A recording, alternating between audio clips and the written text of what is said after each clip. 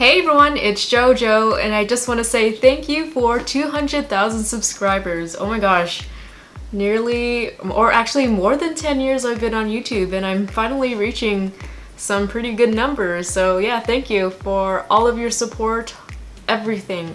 I really appreciate it. I say this a lot, but YouTube is never meant to be something like big for me. It was just, you know, a little hobby that I wanted to share with you all, and I'm surprised that it's grown so much. I know I don't grow as fast as the other YouTubers, but that's fine with me just because I like having like a chill audience, a chill like surrounding, chill vibe, and it's just easier to manage for me, especially because I don't keep up with a lot of other YouTubers. But yeah, that's fine. So I'm so surprised and grateful for everything that's come my way, especially all of you. So the last like special video I've actually done was like at 100,000 subscribers.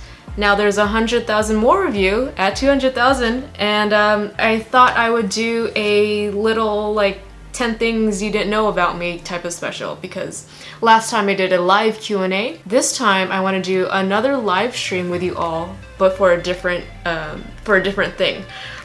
So this video is just 10 things you probably didn't know about me. And if you have watched me since the very beginning, then you might know some of these things already, and good for you. So I have 10 things here, and they're not really in any particular order, so yeah, let's just get into it.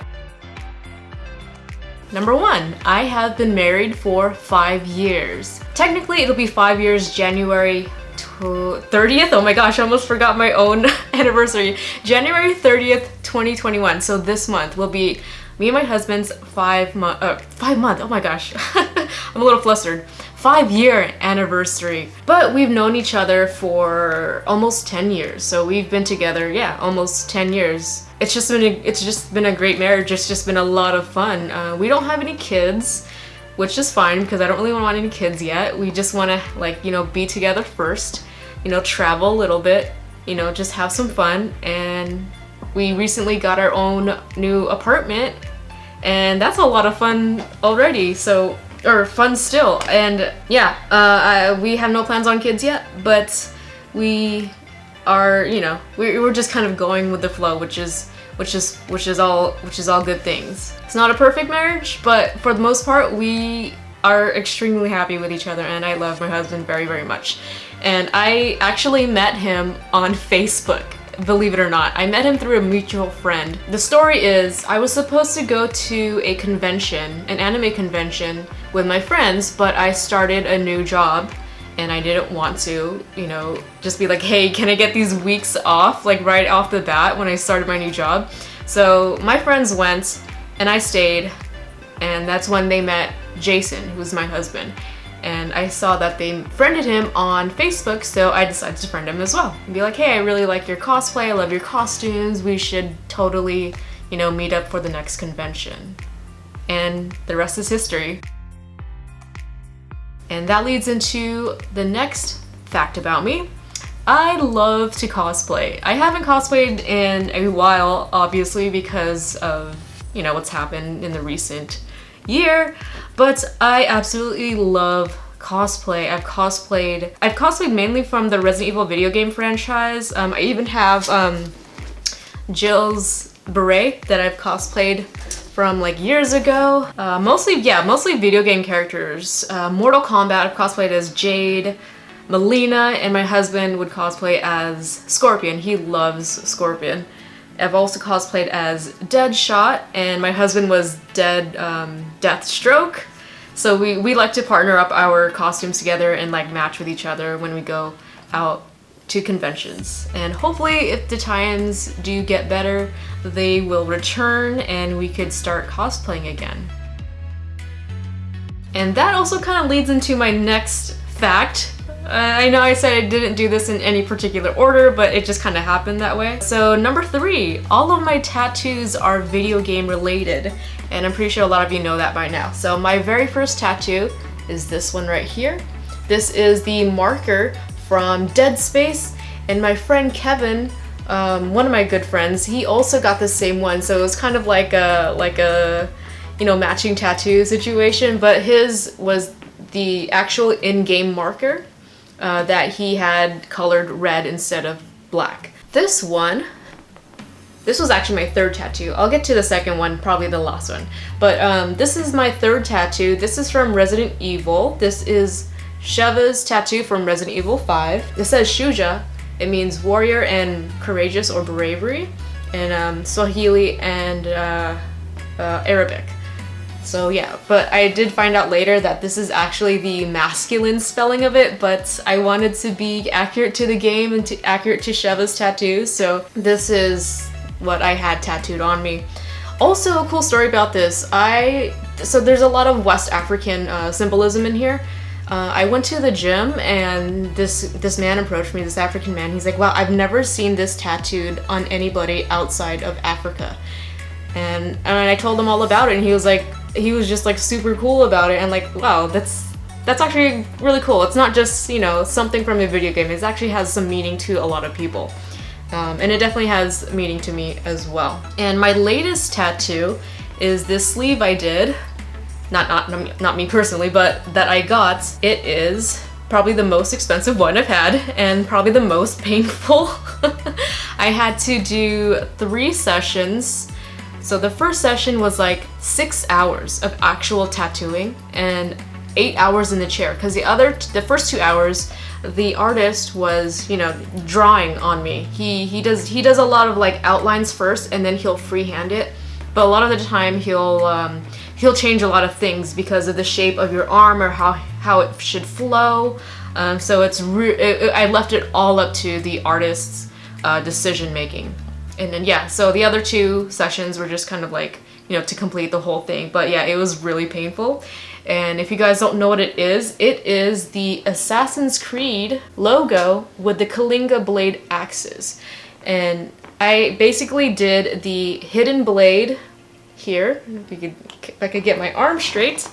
There you go. It's like a curvy dagger. So I did the hidden blade. I wanted the hidden blade as a tattoo, but also done Polynesian style. So there's a lot of Polynesian symbolism, a lot of Filipino symbolism as well. We have like a traditional eagle on the top there, and again the Kalinga axes on the bottom of the Assassin's Creed logo, which is super appropriate, and I love that so much. If you guys don't know what the Kalinga axes are, they're used by a tribe in the Philippines to behead people. Not now, but you know, it's just a tribal thing, and I absolutely love this. Is my favorite piece. Spent so much time. Artist spent so much time. Shout out to Noel of Port City Tattoo in Long Beach, by the way. Super awesome. And my other tattoo is actually on my back, so I don't know if you could see it, but I'll probably just post a picture up here somewhere. That was also very painful. That was the second tattoo I've ever gotten. That was from... Actually, I'm not gonna say where it's from, because it's a very obscure video game, and if you could figure it out, or if you know, I'm pretty sure I've mentioned this before on my channel. So if you could figure it out, let me know in the comments. Kudos to you. And I eventually want to get a Beyblade related tattoo, because, you know, I love Beyblades so much. I just don't know what I want yet. I absolutely love El Drago, the motif on the face bolt. I really like the way that looks. I also like Dronzer. So I don't know if I want to do like I was thinking of a phoenix, because I've always wanted a phoenix tattoo, like somewhere on my chest, but also do it Polynesian style and kind of like have it flow down to this arm as well. So I have a different, you know, tribal tattoos. So I have Polynesian, I have West African. I was actually also thinking maybe I'll have like a Nordic wolf to represent Wilborg. But anyway, I'm rambling. That's a whole different story. Let's move on. Besides Beyblades, I collect so many other toys, especially plushies. If you guys seen my where I used to live, my old living room or my media room, the back part of my couch was just filled with plushies. I love plushies so much. And when we moved, I actually put them on a shelf. Yeah, I put them all over there so they're next to me when I sleep, and I could just pull one out and cuddle it when I go to bed. Yeah, I absolutely love plushies. I've collected Beat 'em On in the past, but not so much anymore. I have donated and sold them because, you know, I'd rather have them go to someone who's going to appreciate them a little bit more than I would. I do collect statues, more like in particular the Kotobukiya statues, the Bishoju statues, the really sexy anime girls. I also really like building Zoids model kits. If you've been with me for like the past 10 years, you know I like LBXs as well, and there's a lot that I also donated and sold. I've kept the ones that I really appreciated and I really loved. I also collect Funko Pops. I've also, again, donated a lot of my other toys because I feel like I have like this impulse of like, oh, I have to have that one, I have to have this one. But then like as I, you know, kind of grew older and time went on, like I don't appreciate it as much. And so again, I would donate them to people who would, you know, appreciate them or sell them. So it's also pretty rewarding when I do that. I feel pretty good because it also gets rid of a lot of, you know, clutter in my life. And then but that clutter could be turned into happiness to someone else. Yeah, I just collect a lot of things and I also donate a lot of things, and it's a rewarding cycle, I guess I should say. But yeah, I love the statues, I love model kits. Of course, I also collect Bakugan, you guys have seen, and Monster Jam monster trucks, the die-cast ones. Those are really fun. And when it comes to the Funko Pops, I've only like kept the ones that I really love, like the video game ones, like especially the Resident Evil ones. And that also goes into my next point. Or as much as I love Beyblade, Resident Evil is my #1 favorite franchise. If I had to choose, if someone was like, you can only play with Beyblades or you can only, you know, play Resident Evil video games or anything Resident Evil related, I would choose Resident Evil in a heartbeat. I love Resident Evil. I'm even wearing my my Stars tank top. Because yeah, Resident Evil is badass. I mean, it's not a perfect franchise. You know, it's had its ups and downs. And overall, it's a very like campy type of franchise. You know, the story. It's like the way I've heard it described is like a drama or a soap opera set in a zombie apocalypse. That's the perfect description of Resident Evil, and I am in love with it. I just love it. It's fun. All the characters are very strong. All the enemies are really interesting. I freaking love Wesker. He's like probably one of the most iconic and greatest villains of all time. But yeah, I just love it so much. Next fact, I've had 2 surgeries and I've been admitted to the ER for a concussion. So let's start off with what happened recently. I was admitted to the ER for a concussion because I was in an accident. I was riding an electric unicycle, as some of you might know. I don't know what happened, honestly. I just remember going down the street, or not the street, but like the sidewalk. And there was a low-hanging branch that was coming up, so I ducked down. And all of a sudden, that's all I remember. Just me ducking down, and I blacked out, and I woke up on the sidewalk with the paramedics next to me, and they took me to the ER. And that was a really scary experience because, you know, I was not completely fully geared, but at the very least, I had my helmet, I had my shin guards to protect my legs because I was also wearing shorts that day. But I also regret not wearing my my elbow pads because I got really bad road rash. I don't know if you could see it right there, that dark spot. It didn't ruin my tattoo, thankfully. There's also some dark spots here. I also had road rash on my hip. I don't know how that happened. Again, I wore my helmet and I did get that scar there. I chipped 2 of my teeth at the bottom. I have a scar on the inside of my mouth and on the outside on the bottom of my lip. But it's all, you know, it's scars or whatever. I don't really care about scars or blemishes or anything like that. Yeah, like I wore my helmet, which is I'm really grateful for, because if I hadn't, I'd probably not even be here right now. I'd probably either be, you know, a vegetable, or I just have serious brain damage, or I don't know, maybe even dead. So that was a really kind of like an eye-opening experience for me, really scary, and I'm just grateful for everything that comes my way now. I mean, I've always been that way, but like just like doubly that way. Now my surgeries, my very first surgery I've had in 2015, and it was for breast augmentation.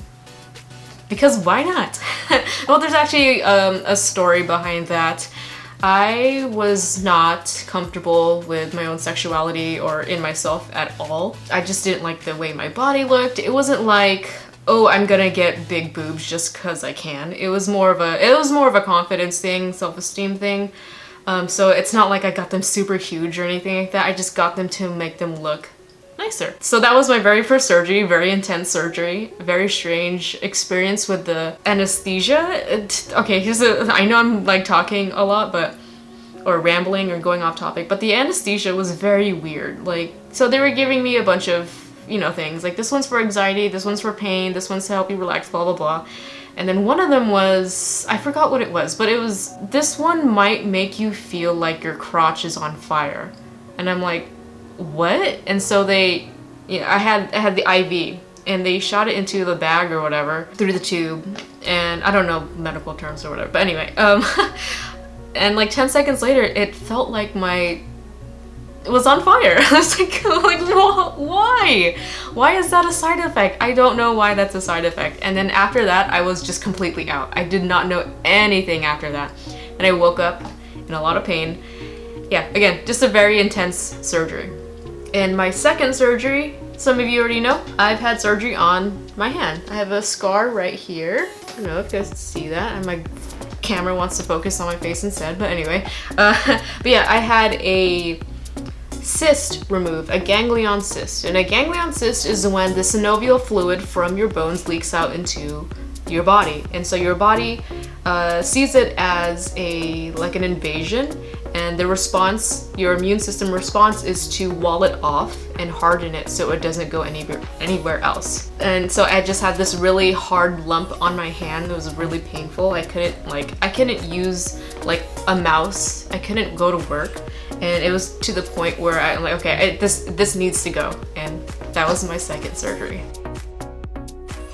Next fact, I come from a very, very huge family. All right, so my immediate family, I have an older brother, I have an older sister, and then there's me, and then there's my younger sister, and then of course my mom and dad. So there's 6 of us. That's pretty big for like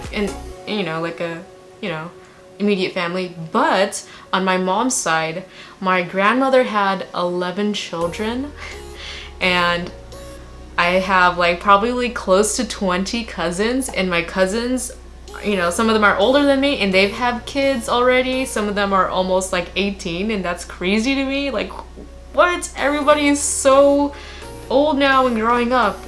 And yeah, it's I come from a really, really huge family. This is also kind of like another fact about me. I am Filipino. You know, a lot of Filipinos are Catholic, and so they do, you know, have children like every year.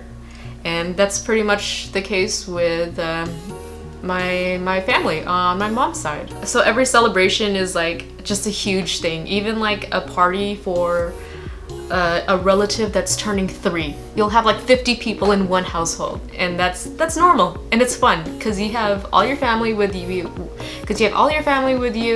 You have tons of food, you just have tons of fun, and everybody has a great time. And yeah, we're all very close with each other, and I love them very much.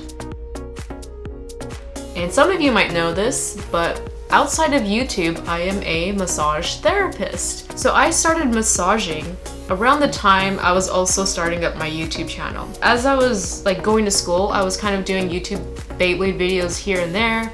And then when I actually got my first job massaging, I got partnered with YouTube, and so I was able to monetize all of my videos, or some of my videos. I don't remember how it works back then, but I know it's really different. You couldn't just, you know, get monetized right away. I think now you need 1,000 subs and 4,000 hours of watch time in a year. I think back then you would get like a message from YouTube saying, oh, you could monetize this because it's doing so well. Like, okay. And then like after a while you could monetize your whole channel. And yeah, that was different. Anyway, but yeah, my job outside of YouTube is I do massage, and I've been doing it for almost 10 years. It'll be 10 years in March, basically been doing it alongside YouTube, so I kind of had, you know, I didn't have to work full-time as a massage therapist because I could just do YouTube videos to make up for that, and that's super cool. That way it kind of eases the physical stress of massaging, and also I have fun doing, you know, videos and like kind of turning this hobby into a job and monetizing it, and it's all good all around. And some of you might know this, some of you may not, but I have been pretty open about this in the past few years. I am bisexual. Growing up, I knew I was a little bit different than most people in some ways, and I don't know, like I can't remember like specifically. I just know that I was just kind of different. Especially hanging out with a lot of my girlfriends who, you know, who would have like crushes on boys and stuff, you know, growing up, and I'm like, ew, why? Like, it was just weird to me. And not saying that like all bisexual girls don't have crushes on boys growing up, but that was just my personal experience. And I just wasn't interested in boys growing up. I wasn't interested in dating at all, or anything like that. I guess I should say that I first knew I was bisexual when I was very young. When I used to watch like a lot of movies with my dad, like growing up, you know, just kind of sitting on the couch and stuff. One of which was Batman Returns, the Tim Burton one, and I absolutely fell in love with Michelle Pfeiffer as the Catwoman. I mean, who wouldn't, you know? But like me, like I kind of figured out that I might be gay at that point. Like I was probably like 6 or 7. I'm like, oh wow, she's actually really pretty. And I never found myself attracted to males in that way growing up. There was also another movie called Stay Tuned with John Ritter, and the actress that plays the mom in that, oof, yeah, she was pretty slamming. But and that was also another indication, like okay, like I'm attracted to a lot of these women. And then like growing up, I also started to get, you know, like older teens, late or early 20s. I was getting a little bit more attracted to males as well. But yeah, that's just me. I like men, I like women. I'm bi. And finally, this is probably the most like asked question I get, like constantly, like on my YouTube channel, besides whether or not I'm Filipino. Okay, so first of all, yes, I'm Filipino. I'm also Portuguese and Spanish, and that also ties into this last fact. My name is very, very strange.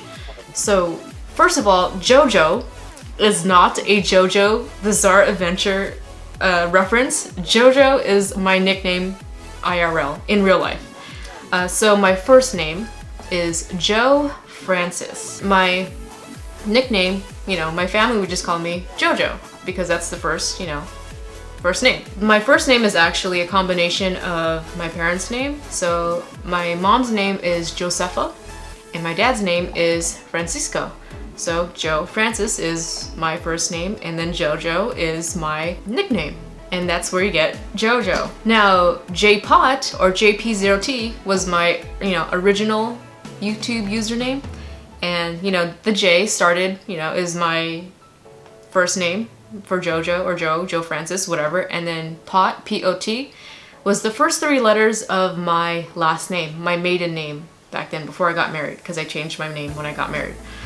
So this is gonna sound weird. So my maiden name is Potato, spelt like potato, P-O-T-A-T-O, but it's a Portuguese name. It's of Portuguese origin, so you would pronounce it potato.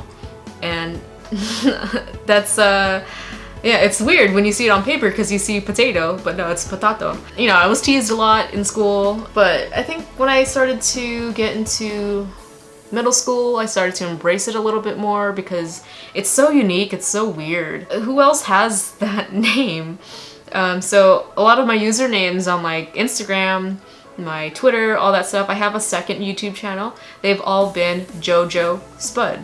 Spud to be my, you know, my original last name. So yeah, now you guys know what my name is. A lot of people ask what's, you know, your real name or anything like that. I mean, like, my name's public on Instagram, so it's not a secret or anything, but a lot of people don't know the origin of my name. So those are the 10 things you probably didn't know about me. If you learned something, let me know. If you knew all of them, good for you. Oh my gosh, OG subscriber here. But yeah, I just want to say thank you again for 200,000 subscribers. I love you all very, very much, and I hope all of you, or whoever's watching, I hope you guys have a Switch, a Nintendo Switch, because I do want to do a live stream gaming session with all of you. I want to play Mario Kart with you guys. So I'll get that set up soon. I also want to do another live stream where I watch my old videos from like 10 years ago. So we're gonna have some pretty fun cringy times during that one. Once again, thank you all so much for watching, and I will see you next time.